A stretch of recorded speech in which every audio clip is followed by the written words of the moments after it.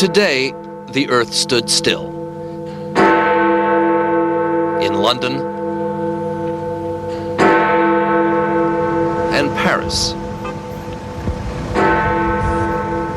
and Lisbon and Stockholm and Berlin, in cities great and small, in grand public squares, in offices and shops, in schools, everything stopped. In places where they too have suffered the pain of death by terrorism, in Belfast, in Lockerbie. And amidst the broader outpouring of sympathy, poignant gestures. These are firefighters in Budapest, saluting their fallen colleagues far away. These are stockbrokers in London. Until today, the words and gestures of support around the world had been largely official and diplomatic. Today, it got personal. We're devastated. It's absolutely tragic. And the sense of tragedy wasn't the only sentiment that was being shared with Americans. Well, one's initial reaction is to just go and nail the bastards. Excuse the language. The Unity had another extraordinary expression today at St. Paul's Cathedral in London, where the Star-Spangled Banner began an emotionally charged memorial service.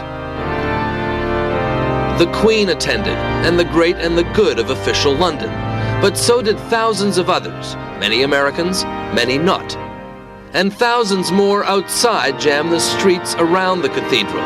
It was as close to America as you could get, especially if you couldn't get home. You feel helpless being here because you can't, and not that there's much we could do at home, but it's just difficult. They prayed in their multitudes in London and in Berlin, or they prayed alone, the Pope at his retreat outside Rome. Governments paused here too. Politicians stopped their arguments from Helsinki to Brussels. The European Union's leader Romano Prodi summed it up. In the darkest days of history, he said, America stood close by us, and today we stand close by America. And everyone here knows what that means. Our objective will be to bring to account those who have organized, aided, abetted and incited this act of infamy, and those that harbor or help them have a choice, either to cease their protection of our enemies or be treated as an enemy themselves. But it was the people who spoke loudest in their silence, and in Warsaw, in song.